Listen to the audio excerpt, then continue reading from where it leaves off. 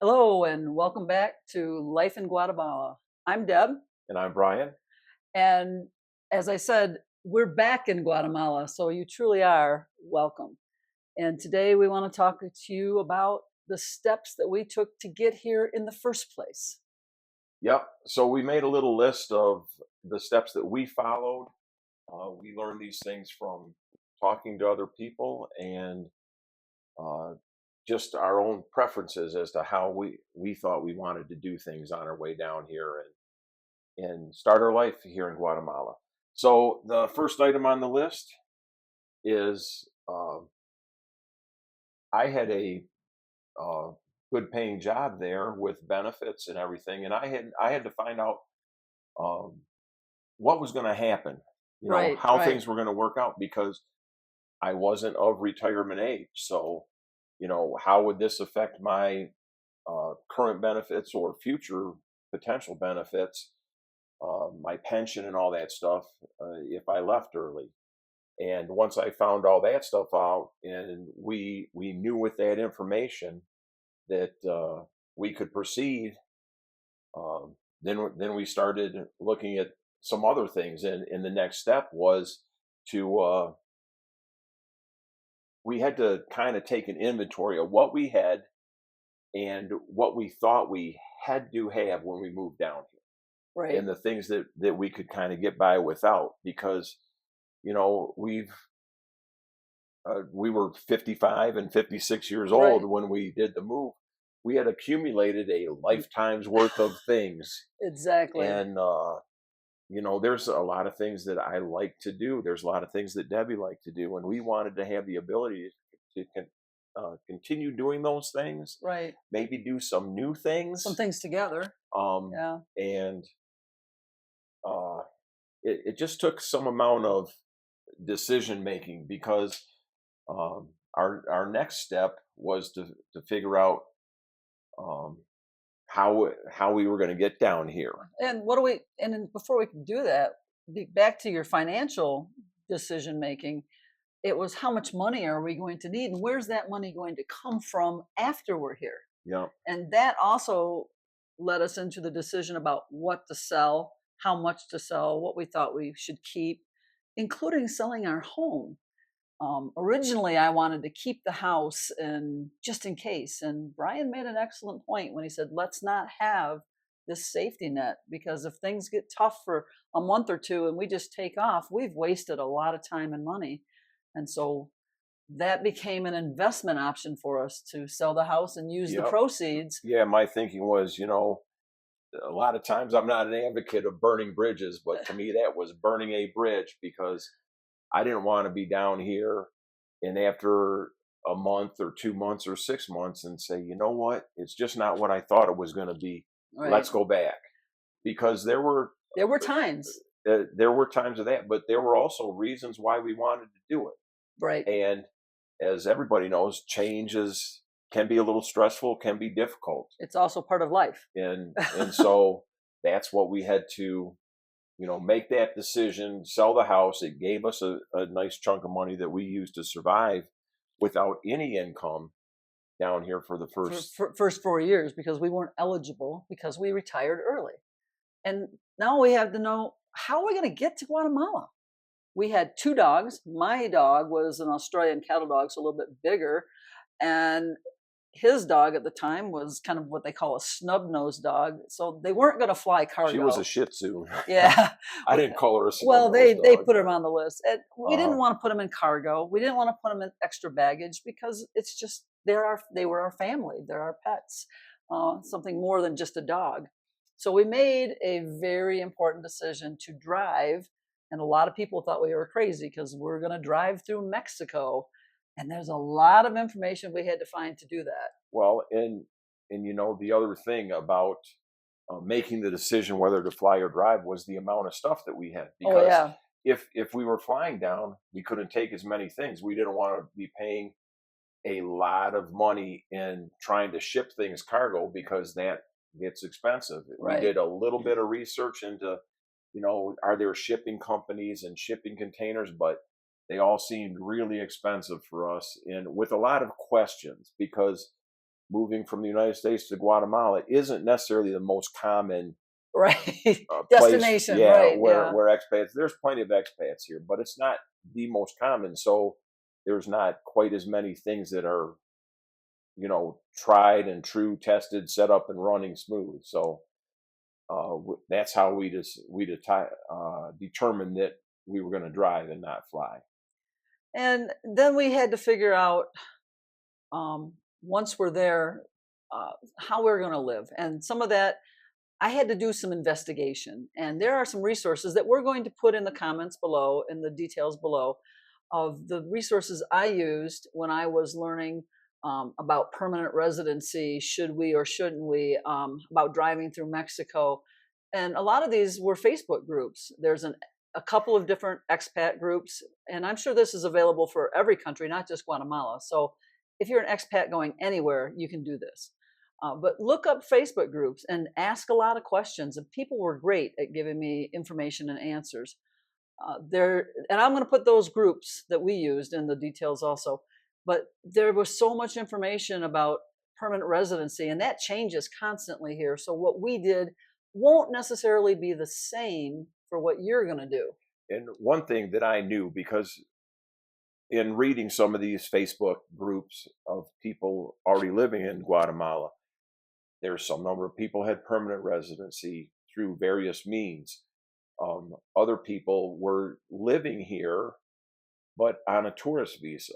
And after weighing both those options, and we knew people, some Yes, friends of yes. ours, they lived here for a year and a half, 2 years, two different sets of friends on tourist visas. And what that meant was every 90 days, you had to leave the country. You had to go to a border to get your passport stamp saying you're out, and then come back into the country following some rules, um, with a new 90-day visa in your passport. And I knew I didn't want to do that, so I was really kind of pushing for, let's get a permanent residency right from the Right get from the go. get-go. So that gave me the opportunity to find the names and contact information of some immigration lawyers before we ever left Michigan. And I had a couple of people that I corresponded with that told me about things I wasn't even familiar with. I had never heard of an apostille, to know that our documents had to be both notarized and apostilled before we left. The good news for us in Michigan at the Secretary of State is it's only $1 per page for an apostille. But I had every document. That's the key. I had every document done in Well, that advance. was the thing. When we finally decided on the lawyer that we were going to use, because there was two that were pretty highly recommended. We Yeah, decided on the one we were going to use, and then Debbie was communicating with this person right. to find out what are the documents I need, um, kind of what steps do we need to take to do these things. And once she found that information, she was able to get all that stuff together. I even took all pictures of everything that I thought was completed and sent them all down in advance and said, is this everything you need? And it was confirmed. So for us, that really eliminated a lot of steps, because when we arrived in October, within 2 weeks, I sent everything to her.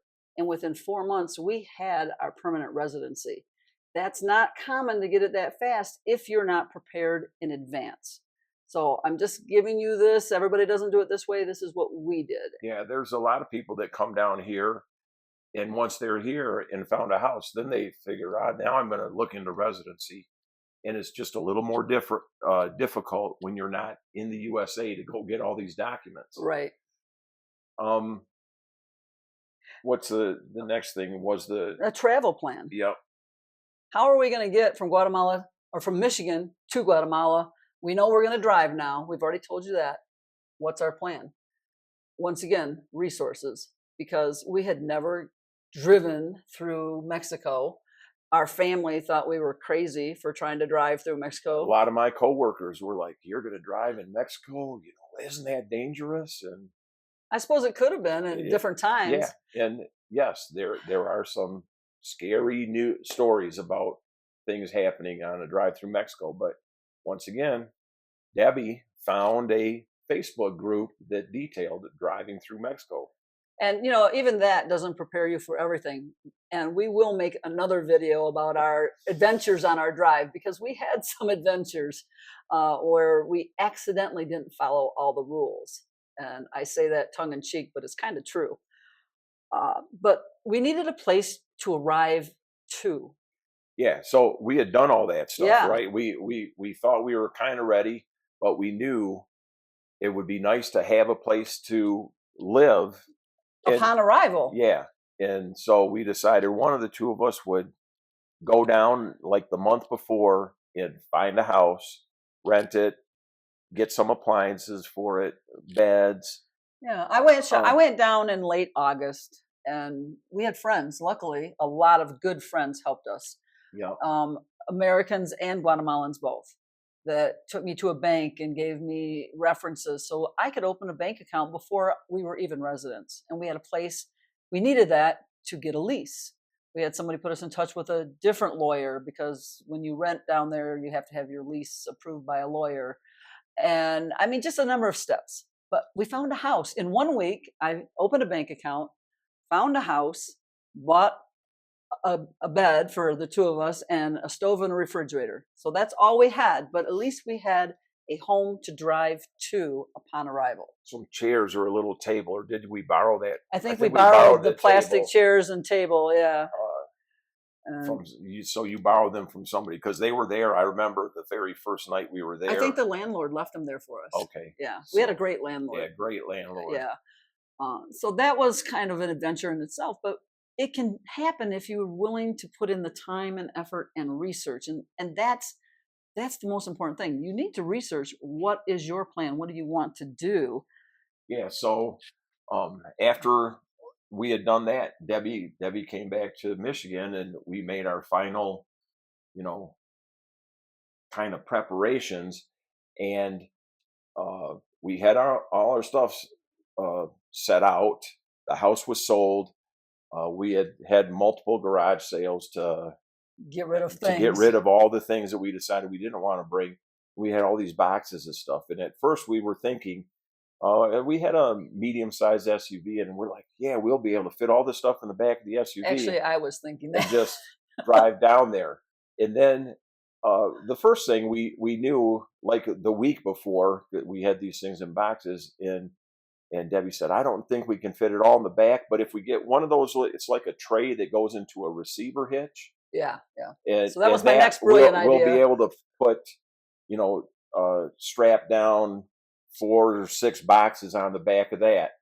And so we got that thing, and we had ordered it through Amazon, and we're thinking everything's going to be good. And then the day before we were going to leave, we start trying to pack things, and it was the next morning. Not enough room. Or was Yeah, you that were the going. last day of work, or No, it was one day before, yep, because I picked because you up on the way on the yep. last day. Yeah, So and we knew at that time that there wasn't enough we don't have the space, space. and so we had to run out that night, and we bought a 5x8 trailer, and we put that on the back of the thing, and then we had to buy some wood to make some side, because I got just a basic trailer. We didn't buy a covered trailer, and got a piece of plywood and had it cut down to make some sides for it, and packed that thing up, wrapped everything in a couple of tarps, and strapped it all down real good. And And then on October 1st, which was his last day of work,